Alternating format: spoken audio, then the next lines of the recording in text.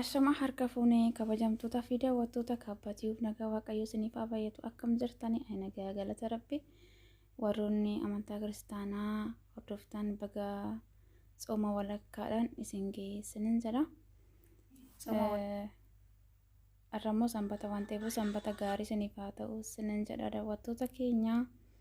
Warroonni chaanala kiyyaaf haaraa taatan sabskiraayibii, laayik, sheer, koomentii gochuun na jajjabeessaa. Ayyee kabajamtoota keenya kinoo arramoo goddanyoota kiyya wajjin hin jira. Nagaa gaafadhaa kaasinis. Hai akkam jirtu nagaa keessanii hordoftootaa fi kabajamtoota kaabbaatuuf jirtu naguma keessanii warri amantaa kiristaanaa taatanis baga geessanii kula soomiidha. Sooma walakkaadhaan maani? Kula soomii sooma walakkaa lamaanii walakkaa baga geessanii sinin jedha.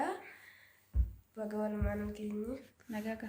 Akkam jirtu nagaa keessanii nagaa waaqayyo isiniif haa ta'u amantaa ortodoksii kan taatan hundi keessanii iyyuu baga ayyaana sooma walakkaa geessanii nutis immoo kunirra haala gaariidhaan dabarsaa jirra. Kanaaf akkasiin isiniin jedha koottaa immoo affeeramtaniittuuni. እና akkasii kabajamtoota keenya chaanalii kiyya immoo sabskiraayibii, laayik, sheer, koomentii gochuun dagatina. Sabskiraayibii godha. Sabskiraayibii san irraa fatinaadha. Sabskiraayis godha. እና akkasii isin jedha kan taaddalu tiዩብis seenaatu sabskiraayibii godhaafi dafaatu follow nuti sabskiraayibii godhaatu dafa sabskiraayis nu godhaan kuma nu guutee akka sabskiraayis ta'an kuma maalii sanaan kumarraa moo gara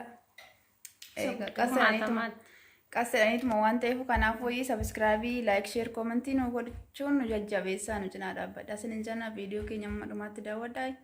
Waan ashamaa harka fuunee akkam jirtu kabajamtoota fi daawwattoota kaabbaatiif nagaa waaqayyo isiniif haa baay'atu akkam jirtanii nagaa galata rabbi. Warroonni amantaa kiristaanaa hordoftan baga ukkula sooma walakkaadhaan ukkula soomii jedhama. Na baga isiniin geessinin jedha.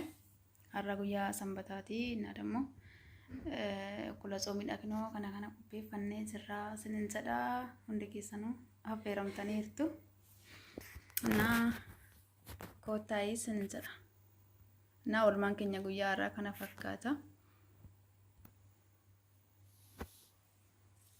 Hojjetamu warroonni barbaadan jechuudha taaddaluu tiyuub kan jedhu isarra seentanii argachuu dandeessu. Hayyee kabajamtoota keenya waan wajjin turtaniif guddaa galatoomaa sanbata gaarii isiniif haa ta'u. Laayik, sheer, sabskiraayibii godhaa baay'ee isin jaalladha.